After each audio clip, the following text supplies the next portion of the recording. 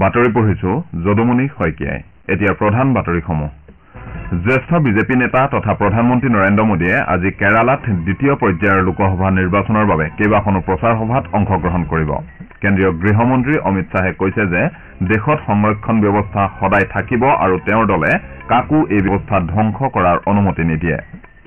কাৰ্গিস্তানৰ বিছকেকত অনুষ্ঠিত senior Asian মল্লযুঁজ প্ৰতিযোগিতাত ভাৰতীয় মহিলা মল্লযুঁজাৰু দলটোৱে 2টা ৰূপ আৰু 2টা ব্ৰঞ্জৰ পদক লাভ কৰিছে।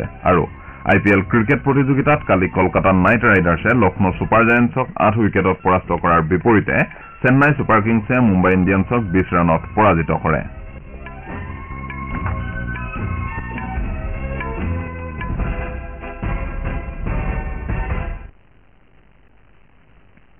এতিয়া শুনক বিতং বাতৰি।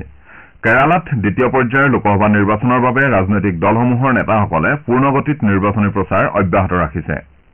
বিজেপিৰ জ্যেষ্ঠ নেতা তথা প্ৰধানমন্ত্ৰী নৰেন্দ্ৰ মোদী যোৱা নিশা নিৰ্বাচনী প্ৰচাৰৰ বাবে কেৰালাৰ কোচিত উপস্থিত হয়। প্ৰধানমন্ত্ৰীয়ে আজি পুৱা আলাথুৰ সংৰক্ষিত সংসদীয় সমষ্টিৰ NDAৰ প্ৰাৰ্থী ডঃ TN চাৰাচুৰৰ সমৰ্থনত চিৰুবাট্টানিত এখন জনসভাত ভাগ ল'ব। ইয়াৰ পাছত তেওঁ আট্টিংগলত দলৰ প্ৰাৰ্থী তথা বিদেশ পৰিক্ৰমা বিভাগৰ ৰাজ্যমন্ত্ৰী ভি মুৰলীধৰণৰ হৈ নিৰ্বাচনী প্ৰচাৰ চলাব। বিয়লিৰ ভাগত তেওঁ নতুন দিল্লীলৈ উভতি যাব। কেন্দ্ৰীয় মন্ত্ৰী ৰাজনাথ সিঙেও অহা বৃহস্পতিবাৰে কেৰালাত প্ৰচাৰ অভিযানত অংশ ল'ব। ইফালে কংগ্ৰেছ নেতা তথা ৱায়ানাড লোকসভা সমষ্টিৰ প্ৰাৰ্থী ৰাহুল গান্ধীয়ে আজি আৰু কাইলৈ কেৰালাত প্ৰচাৰ অভিযান চলাব। কংগ্ৰেছৰ সভাপতি মল্লিকাৰ্জুন খাৰ্গে আৰু সাধাৰণ সচিব প্ৰিয়ংকা গান্ধীয়ে ক্ৰমে 20 আৰু 22 এপ্ৰিলত ৰাজ্যখনত নিৰ্বাচনী প্ৰচাৰত অংশ ল'ব। CPIMৰ সাধাৰণ সচিব সীতাৰাম য়েচুৰীয়ে আজি কাছাৰগড় আৰু কুন্নুৰ সমষ্টিত প্ৰচাৰ অভিযানত অংশগ্ৰহণ কৰিব। কেন্দ্ৰীয় মন্ত্ৰী তথা জ্যেষ্ঠ বিজেপি নেতা অমিত শ্বাহে কৈছে যে দেশত সংৰক্ষণ ব্যৱস্থা সদায় থাকিব আৰু তেওঁৰ দলে কাকো এই ব্যৱস্থা ধ্বংস কৰাৰ অনুমতি নিদিয়ে। মহাৰাষ্ট্ৰৰ ভাণ্ডাৰা জিলাৰ চাকলিত মহামিত্ৰজোঁটৰ প্ৰাৰ্থীৰ সমৰ্থনত এখন নিৰ্বাচনী সভাত অংশগ্ৰহণ কৰি বিজেপিৰ জ্যেষ্ঠ নেতাগৰাকীয়ে এইদৰে কয়। তেওঁ উল্লেখ কৰে যে দলে সাংস্কৃতিক নীতি নিয়মসমূহ পুনৰুজ্জীৱিত কৰা, সন্ত্ৰাসবাদ ৰোধ কৰা তথা নক্সালবাদক প্ৰায় অন্ত পেলোৱাৰ বাবে কাম কৰি আছে। তদুপৰি চৰকাৰে কৃষক, মহিলা আৰু দৰিদ্ৰ লোকসকলৰ জীৱন ধাৰণৰ মান উন্নত কৰিছে বুলিও শ্ৰীশ্বাহে লগতে উল্লেখ কৰে। তেওঁ জনসাধাৰণক উন্নয়নৰ এই পৰিক্ৰমা অব্যাহত ৰাখিবৰ বাবে বিজেপিৰ প্ৰাৰ্থীগৰাকীৰ জয় নিশ্চিত কৰিবলৈ ভোটদাতাসকলৰ প্ৰতি আহ্বান জনায়। আনহাতে মহাৰাষ্ট্ৰৰ উপ মুখ্যমন্ত্ৰী দেৱেন্দ্ৰ ফাড়নৱিছে কয় যে মহাজোঁটৰ এই সমন্বয় হৈছে বহুল উন্নয়নৰ সমন্বয় আৰু ইয়াৰ ভিতৰত সকলো সামাজিক বিষয় অন্তৰ্ভুক্ত হৈ আছে। কংগ্ৰেছৰ ৰাষ্ট্ৰীয় সভাপতি মল্লিকাৰ্জুন খাৰ্গেই বিজেপিক তীব্ৰ সমালোচনা কৰি কৈছে যে বিজেপিয়ে কংগ্ৰেছক দুৰ্নীতিৰ বাবে দোষাৰোপ কৰি থকাৰ সময়তে দলটোৰ 23 গৰাকীকৈ প্ৰাক্তন সদস্য দুৰ্নীতিত অভিযুক্ত হৈছে। কালি নাগপুৰৰ গালিবৰ চকত অনুষ্ঠিত এখন নিৰ্বাচনী প্ৰচাৰ সভাত ভাষণ দি তেওঁ কয় যে বিজেপিৰ নেতাসকলে দেশবাসীক সকলো সময়তে কেৱল মিছা প্ৰতিশ্ৰুতি দি আহিছে। নিবনুৱা যুৱক যুৱতীৰ বাবে চাকৰি নাই, GDP ক্ৰমাৎ নিম্নগামী হৈ গৈ আছে। বিজেপিয়ে প্ৰতিশ্ৰুতি দিয়া অনুসৰি ছুইচ বেংকৰ ধন ঘূৰাই নানিলে। কংগ্ৰেছৰ শীৰ্ষ নেতাগৰাকীয়ে দেশৰ দৰিদ্ৰ লোকসকলক পৰ্যাপ্ত ঘৰ প্ৰদান নকৰাৰ বাবেও চৰকাৰক তীব্ৰ সমালোচনা কৰে। হাৰিয়ানাৰ মুখ্য নিৰ্বাচনী বিষয়া অনুৰাগ আগৰৱালাই জনোৱা মতে ৰাজ্যখনত এতিয়ালৈকে বিভাগটোৱে চি-ভিজিল এপৰ জৰিয়তে 1666টা অভিযোগ লাভ কৰিছে। এই অভিযোগসমূহৰ ভিতৰত 1383টা অভিযোগ বৈধ হিচাপে বিবেচিত হৈছে আৰু অভিযোগসমূহৰ বিৰুদ্ধে নিয়ম অনুসৰি ব্যৱস্থা গ্ৰহণ কৰি সমাধান কৰা হৈছে। ইয়াৰ ভিতৰত আম্বালা জিলাত লাভ কৰা সৰ্বাধিক 348টা অভিযোগ ইতিমধ্যে সমাধান কৰা হৈছে। একেদৰে ৰাজ্যখনৰ ৰেৱাৰীত জিলাৰ পৰা লাভ কৰা সৰ্বনিম্ন 6টা অভিযোগ নিষ্পত্তি কৰা হৈছে। আপোনালোকে বাতৰি শুনিছে আকাশবাণীৰ পৰা।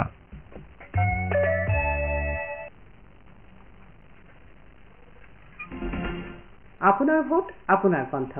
ভোটৰ শক্তিৰে নিৰ্মাণ কৰক সুস্থ গণতন্ত্ৰ। লোকসভা নিৰ্বাচনৰ প্ৰথম পৰ্যায়ত অহা 19 এপ্ৰিলত পুৱা 7 বজাৰ পৰা বিয়লি 5 বজাৰ ভিতৰত কাজিৰঙা, শোণিতপুৰ, লখিমপুৰ, ডিব্ৰুগড় আৰু যোৰহাটত হ'বলগীয়া ভোটগ্ৰহণত গণতান্ত্ৰিক অধিকাৰ সাব্যস্ত কৰি শক্তিশালী গণতন্ত্ৰৰ অংশীদাৰ হওক।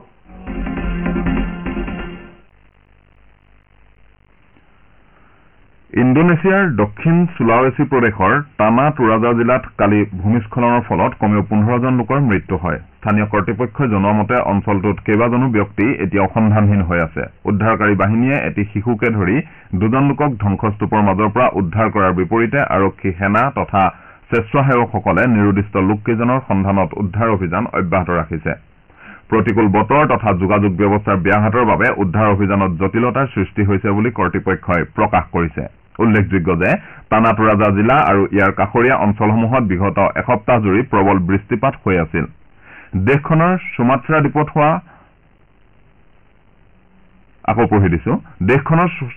দ্বীপত যোৱা মাহত আকস্মিক বান আৰু ভূমিস্খলনৰ ফলত নিৰুদ্দিষ্ট হোৱা কমেও 30জন লোক এতিয়াও সন্ধানহীন হৈ আছে। সমগ্ৰ দেশৰ 2,50,000তকৈ অধিক তীৰ্থযাত্ৰীয়ে নৱৰাত্ৰিৰ পৰা বৰ্তমানলৈকে বৈষ্ণোদেৱী পবিত্ৰ গুহা দৰ্শন কৰিছে। পুণ্য তীৰ্থ সমিতিৰ এগৰাকী বিষয়াই প্ৰকাশ কৰা মতে নৱমী পৰ্যন্ত দৰ্শনাৰ্থীৰ ভিৰ অব্যাহত থাকিব। পুণ্য তীৰ্থ সমিতিয়ে দৰ্শনাৰ্থীৰ ভিৰৰ প্ৰতি লক্ষ্য ৰাখি বৈষ্ণোদেৱীৰ 3খন প্ৰৱেশদ্বাৰ মুকলি কৰি দিছে বুলি বিষয়াগৰাকীয়ে প্ৰকাশ কৰে। উল্লেখযোগ্য যে প্ৰতিদিনে এই পুণ্য তীৰ্থত সেৱা আগবঢ়োৱাৰ বাবে 40,000ৰ পৰা 50,000 তীৰ্থযাত্ৰী কাটৰাত উপস্থিত হৈছে। কাৰ্গিস্তানৰ বিছকেকত অনুষ্ঠিত ছিনিয়ৰ এছিয়ান মল্লযুঁজ প্ৰতিযোগিতাত ভাৰতীয় মহিলা মল্লযুঁজাৰু দলটোৱে 2টা ৰূপৰ আৰু 2টা ব্ৰঞ্জৰ পদক লাভ কৰিছে।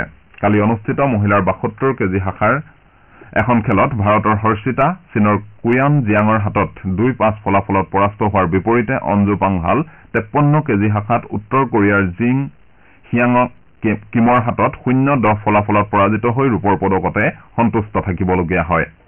ইয়াৰ বিপৰীতে মহিলাৰ 65 কেজি শাখাত ভাৰতৰ অন্তিম পাংঘালে দক্ষিণ কোৰিয়াৰ চু বিন কিমক পৰাস্ত কৰি ব্ৰঞ্জৰ পদক লাভ কৰে।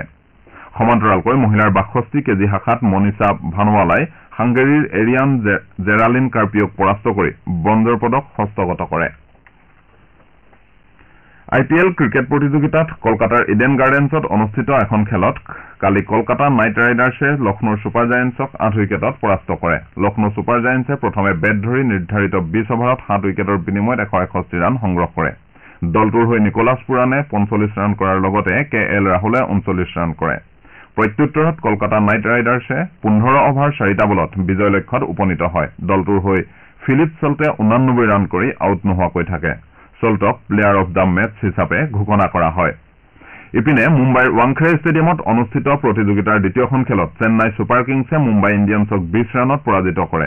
মুম্বাই ইণ্ডিয়ানছে 206 ৰানৰ বিজয় লক্ষ্যৰে খেল আৰম্ভ কৰি নিৰ্ধাৰিত 20 অভাৰত 6টা উইকেট হেৰুৱাই 186 ৰানহে কৰিবলৈ সমৰ্থ হয়। দলটোৰ হৈ ৰোহিত শৰ্মাই 105 ৰান কৰি অপৰাজিত হৈ থাকে। চেন্নাই মেথিছা পাথিৰানাই 4টা উইকেট দখল কৰাৰ লগতে তুষাৰ দেশপাণ্ডে আৰু মুস্তাফিজুৰ ৰহমানে এটাকৈ উইকেট লাভ কৰে। আনহাতে চেন্নাই ছুপাৰ কিংছে প্ৰথমে বেট ধৰি নিৰ্ধাৰিত অভাৰত 4টা উইকেট হেৰুৱাই 206 ৰান সংগ্ৰহ কৰে। চেন্নাইৰ হৈ ঋতুৰাজ গায়কোৱাডে 69, শিৱম ডুবে 66 আৰু ৰাচিন ৰবীন্দ্ৰই 21 ৰান কৰে। মেথিছা পাথিৰানাক প্লেয়াৰ অফ দ্য মেচ হিচাপে ঘোষণা কৰা হয়। ইয়াৰ পূৰ্বে মুম্বাই ইণ্ডিয়ানছে টছত জিকি প্ৰথমে বলিং কৰাৰ সিদ্ধান্ত লয়।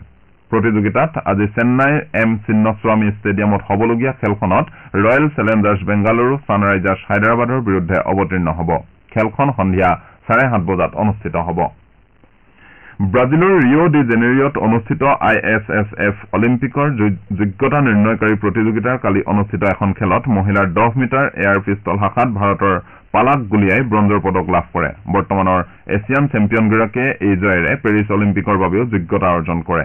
পালাকে 217.6 পইণ্ট সংগ্ৰহ কৰি ফাইনেলত 3য় স্থান লাভ কৰে। এই প্ৰতিযোগিতাত আৰ্মেনিয়াৰ এলমিৰা কাৰাপেটিয়ানে সোণৰ পদক লাভ কৰাৰ বিপৰীতে থাইলেণ্ডৰ কামানলাক চায়েন্সাই ৰূপৰ পদক লাভ কৰে।